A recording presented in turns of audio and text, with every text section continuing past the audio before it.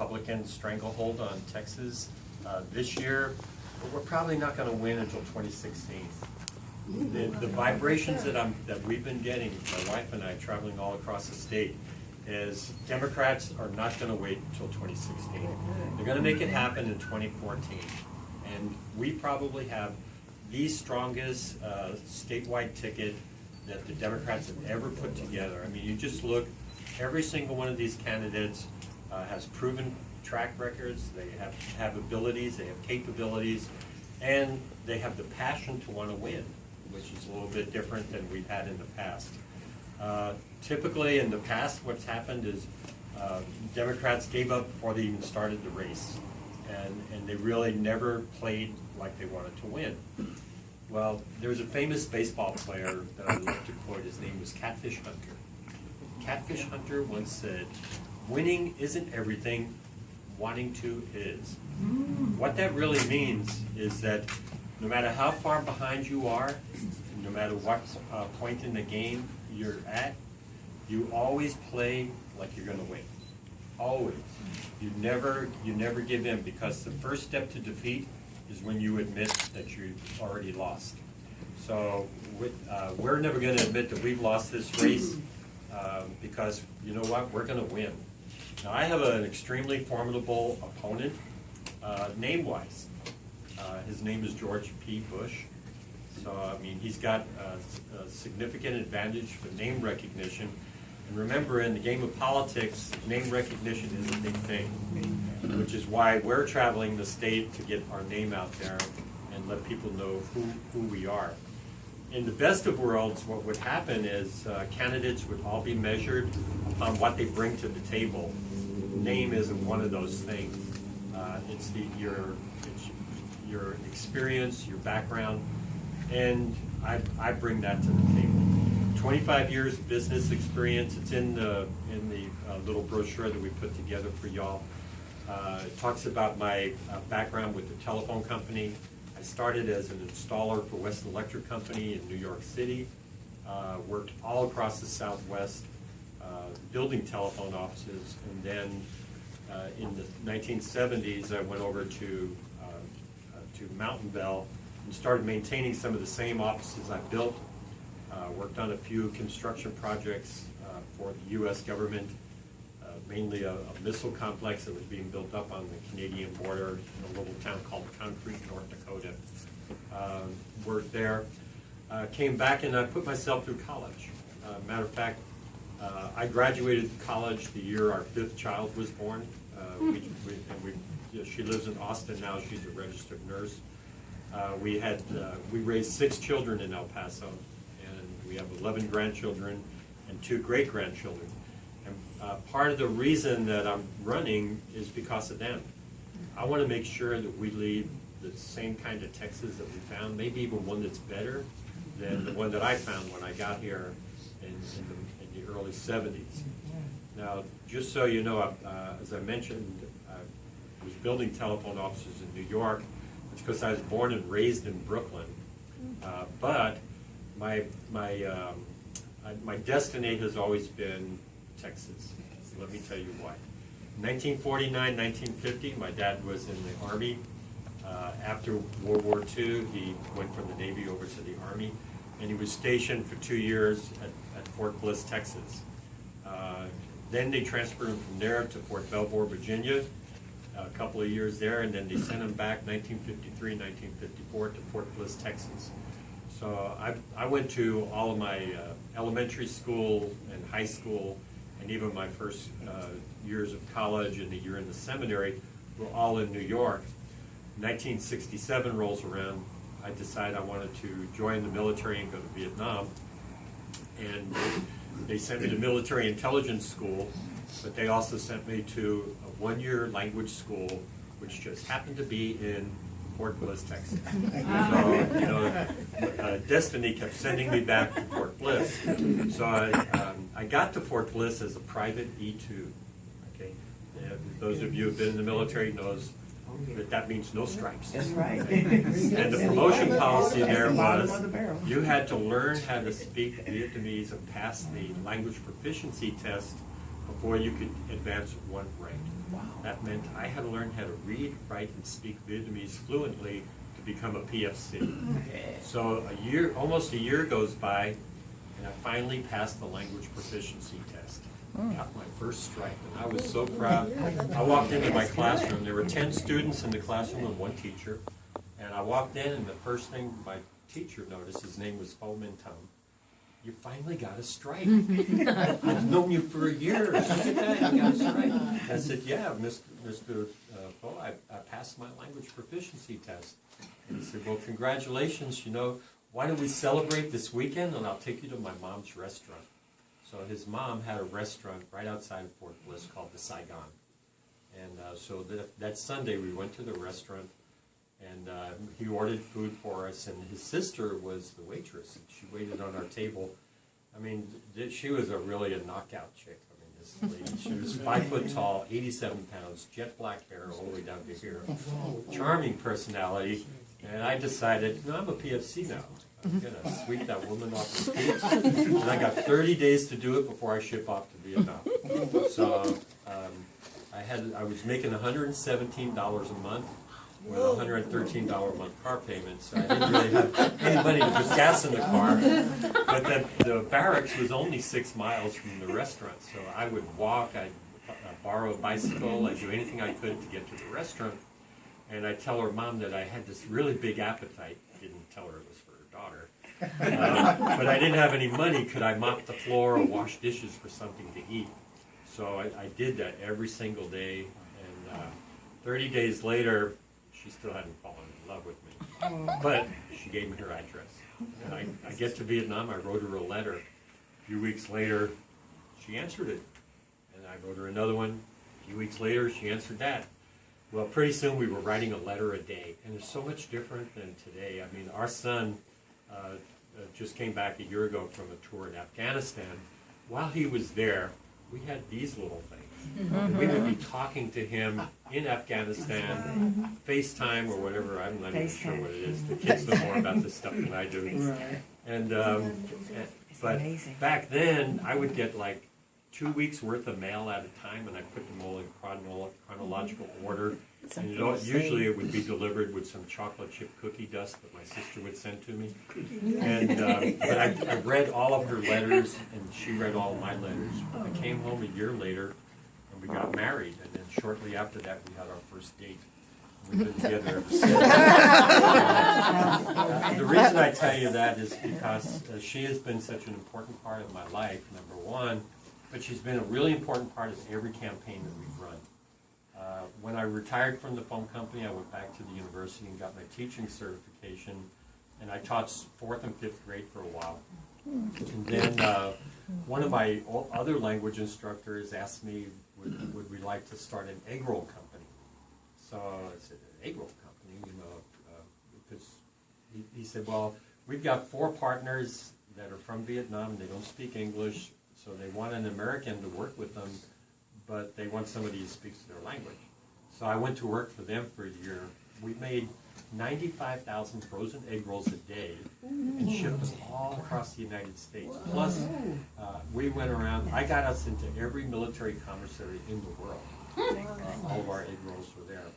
So I did that for a year. I got the company to where they had $1.5 million worth of sales within 6 months. And I tell you that because that's part of my business experience that I bring to the table. But anyway, I decided to run for political office back in 1997. The reason I did is because I was a chief steward with the teachers union.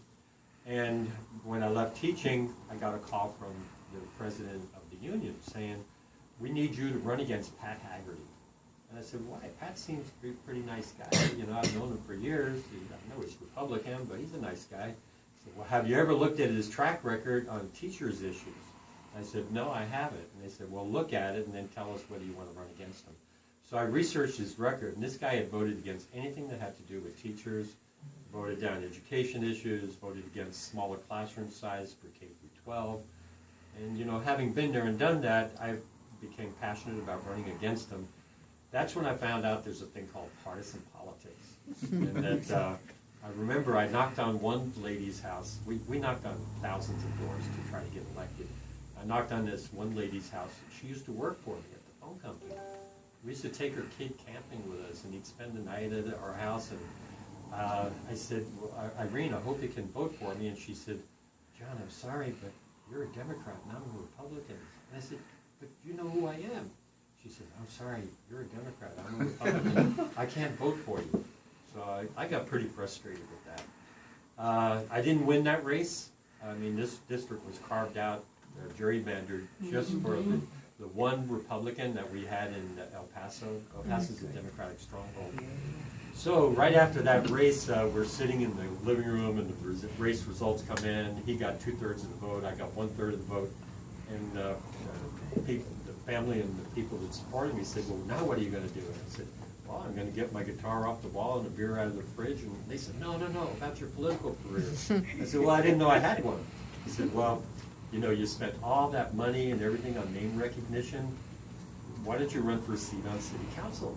It's coming up. There's the person that's in your district is term limited, and he can't run again. So it'll be an open race. So we got all of our old signs that said John Cook for state representative, District 79. We got bumper stickers and put it over for city representative, District 4. I mean, we put the same old signs back out, and we started knocking on doors again. There were 7 people in that race. We got it into a runoff, and we won. We served 3 terms of 6 years on city council, and I had never really wanted to run for mayor. It wasn't on my agenda of things to do. I got in a discussion with the mayor at the time. He thought it was an argument. I thought it was a discussion. But here's how we ended. You've only elected one mayor, and John, you ain't it. You don't like him, run against him. So I said, well, okay. And he said, so how much money you got?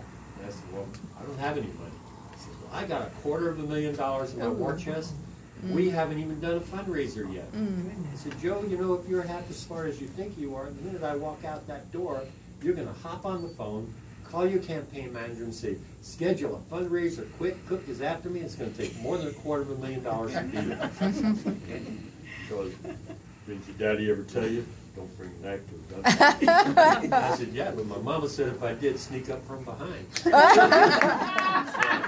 that night, I go home. I mean, I was telling everybody, so I'm going to run for mayor. I'm going to beat Joe. It encouraged me. I got home that night and I said, John, I'm going to run for mayor. And she said, how much money you got? I said, well, we don't have any money. And she said, then how are we going to win? I said, the same way we won our seat on city council. We are going to knock on doors.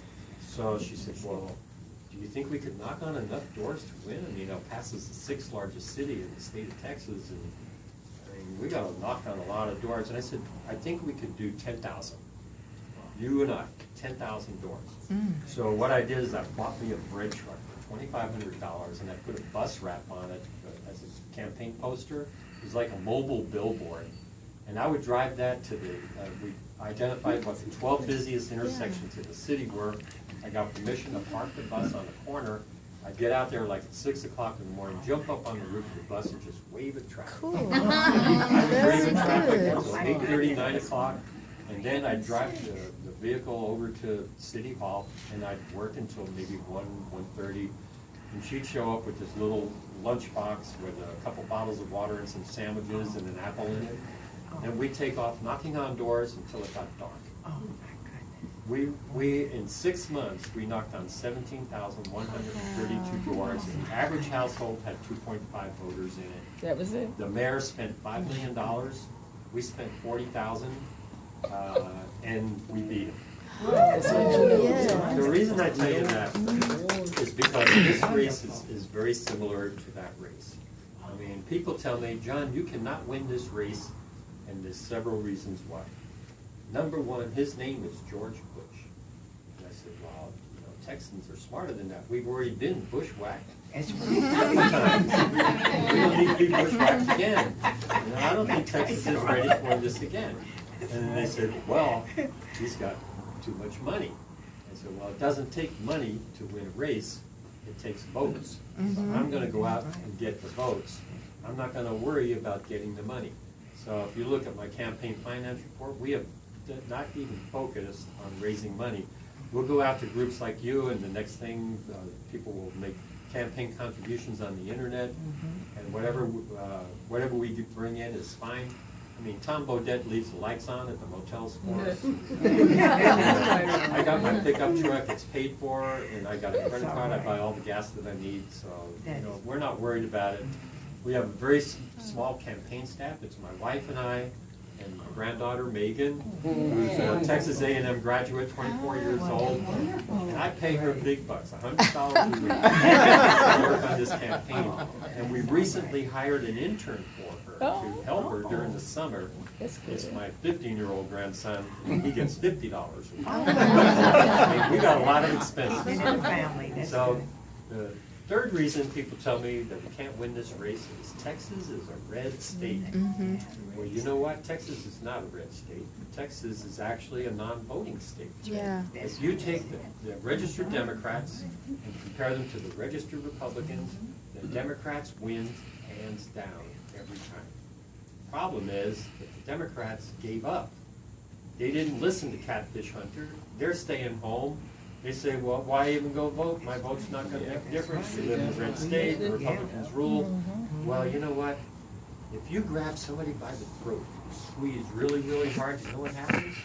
They turn red. But if you squeeze hard enough and long enough, I tell you what, they're going to turn blue. And Texas has been squeezed hard enough and long enough by the Republicans, especially these new Tea Party guys, who say, well, the purpose of government is to do absolutely nothing and not spend money.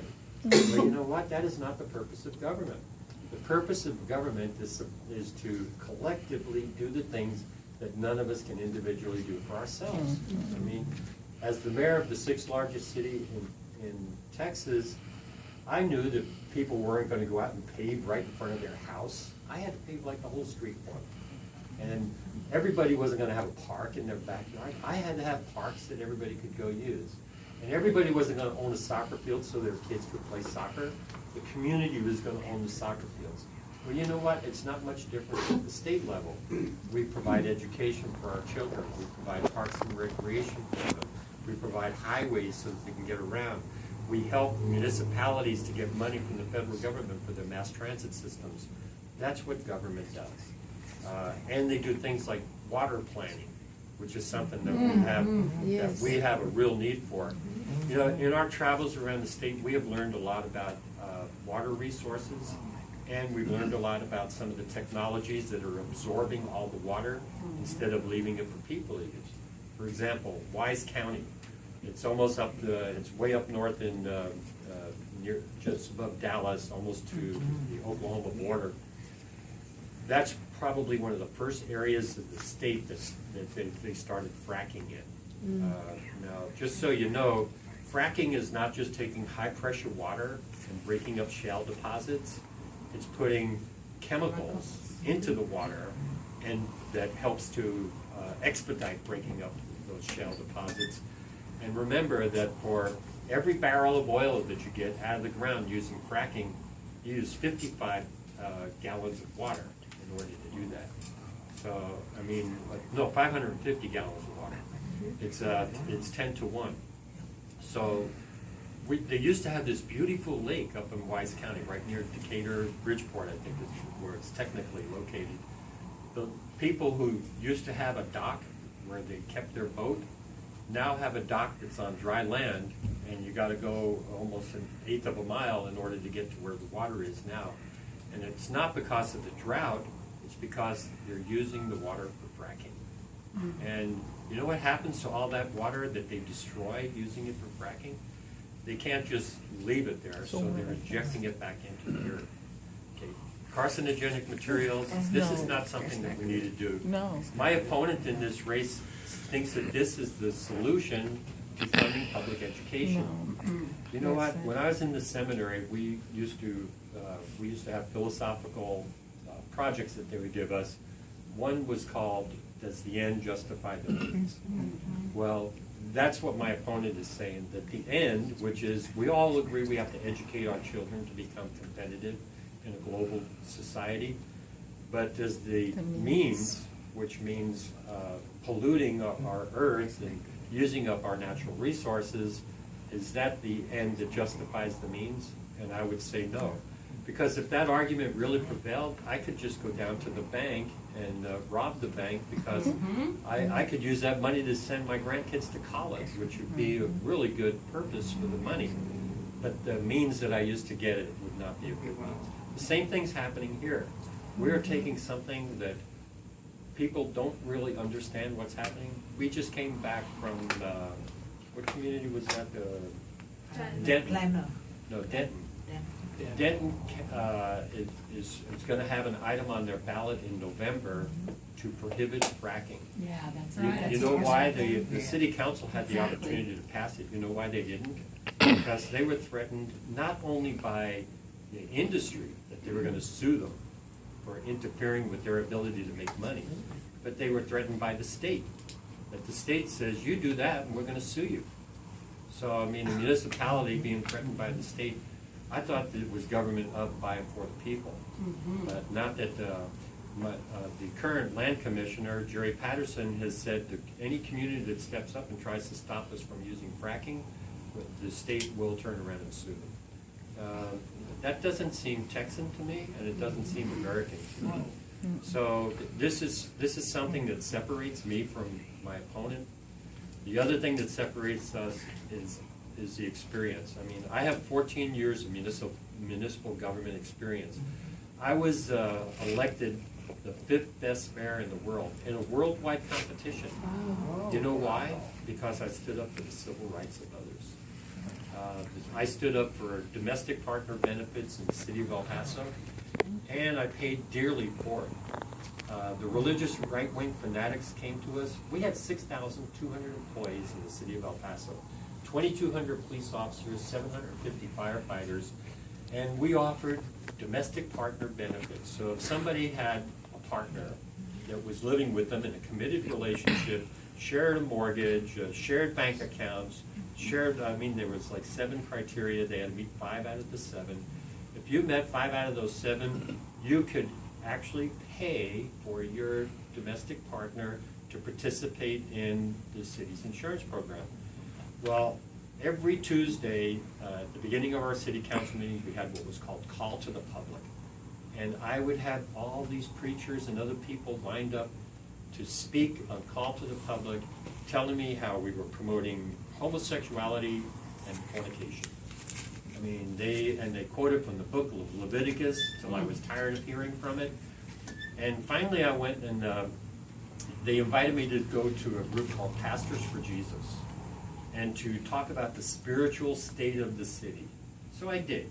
I went out to that group and I go in front of, there was maybe a little less than 100 preachers there.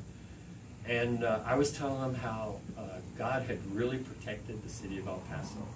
That during the economic recession, that they built Fort Bliss up from 9,000 soldiers to 34,000 soldiers. And all of those construction projects kept El Pasoans working. We were insulated from the economic recession because God took care of us. I talked about El Paso being the safest large city on the border, despite the fact that 1 month alone, we had over 1,000 murders in Ciudad Juarez, which from my office, the mayor's office, I could walk to the mayor's office over there in Juarez in 15 minutes. You know, it's like really one city. And they had all these murders. We had 2 in the entire year, and they were domestic violence. So, I mean, so I told them that we had been protected. I went through about 7 bullets about why I thought that God had really blessed our community. At the end of it, there was a lady that was her husband was trying to get me recalled because we had passed this ordinance. And then she ends up saying, "You call yourself a Christian? You are nothing but a hypocrite." So I said, "Well, I'm glad you read in your Bible to call me names, because I haven't called you and your husband names, and you're trying to get me kicked out of office. But let me ask you this question. Seeing you're such a biblical scholar, where in the New Testament did Jesus ever say anything about homosexuals?" And not one of those preachers could say, because you know what? He never did. But there was one of the preachers that used to be a Roman Catholic. He divorced his wife and left his 3 children and married his current wife. He's a preacher. So I looked at him and I said, but you know what? He did say something about adultery. I said, you know what he said about adultery? A man that leaves his wife and lives with another is committing adultery. And that book of Leviticus that you come every Tuesday and quote for me says that we should take you outside there, grab a rock and stone you to death. So let me just ask you this. Do you really want your mayor to become the judge of sinners? And if you do, is it only those 2 sins, fornication and homosexuality? Is that the only 2 you want me to judge? Or do you want me to start judging all sins, like adultery? And you know what? As a matter of fact, let me ask you a question. Here I am with all these preachers. I put my hands in my pocket and I said, is there anybody in here that's without sin? And not one person raised their hand. And I said, you know what? I just came up with this great way to save the city of El Paso money. Because when you have a heart attack, I'm not going to call 911 and send an ambulance to you because you're a damn sinner. And I'm not going to spend taxpayer money to send anybody to help a sinner. And I said, you know what? When you have a pothole on your street, I'm going to tell you, just treat it like a speed bump because we ain't going to fix your pothole because you're a sinner. Matter of fact, you know, I think this whole city is full of sinners, and I probably should just let all the police department go, let the fire department go, close all the parks and recreation museums, libraries, and all that down because everybody's a damn sinner. So that's what you want your mayor to do? I don't think so. Have a nice day. And I just walked out. But, you know, we ended up having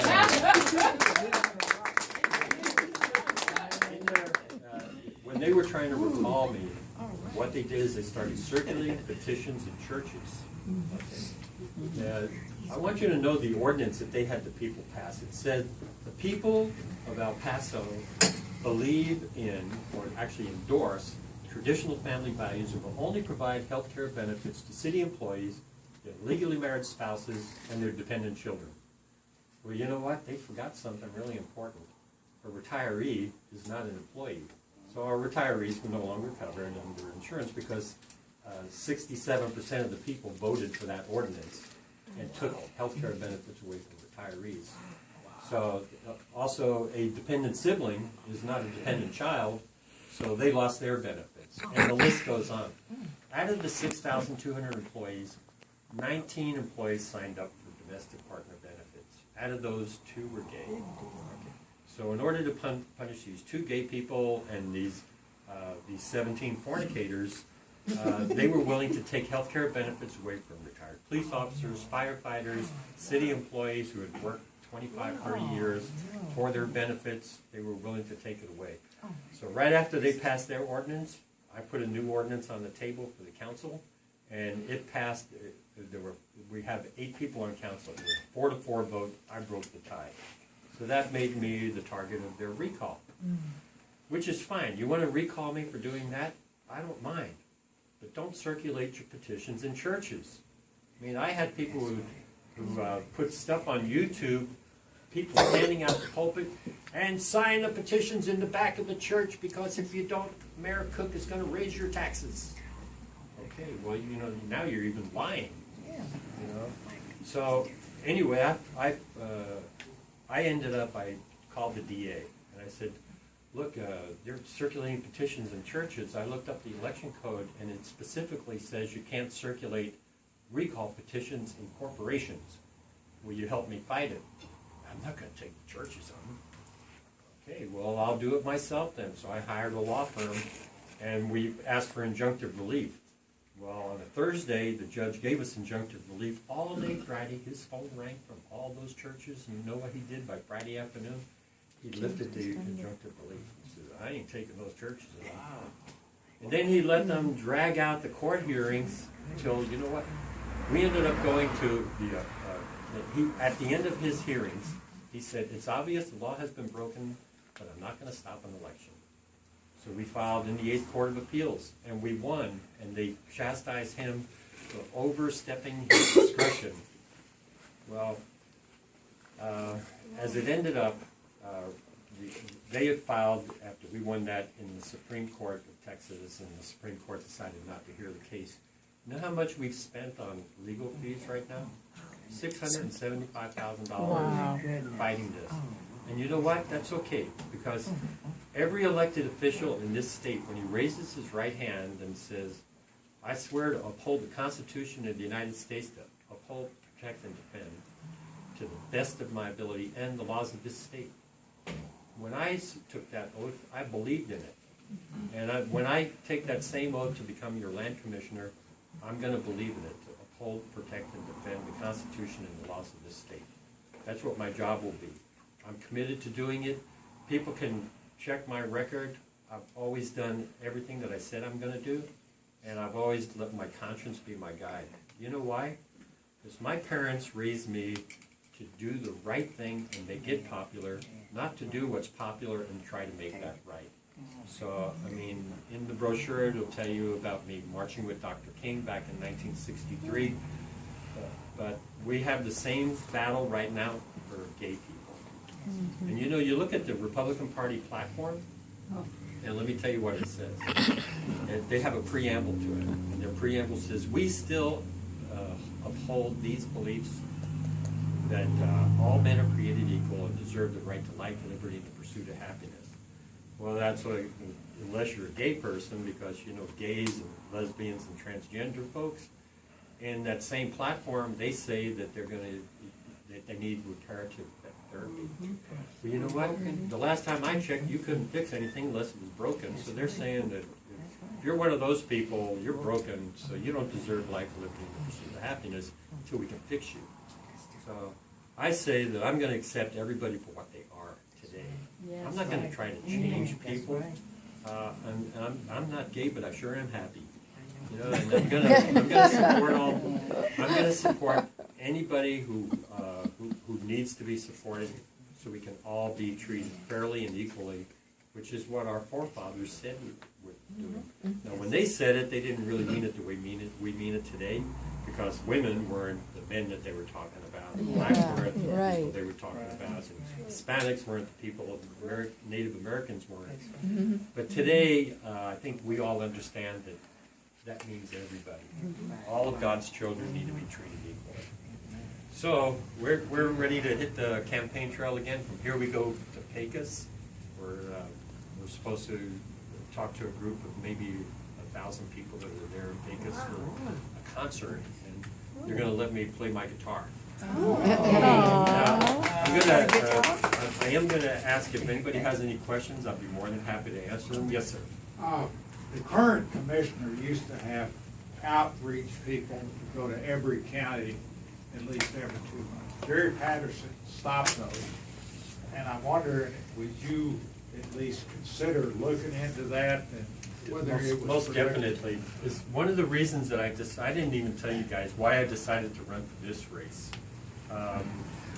which is really important. It was over transparency and accountability. Now, we had a case in El Paso.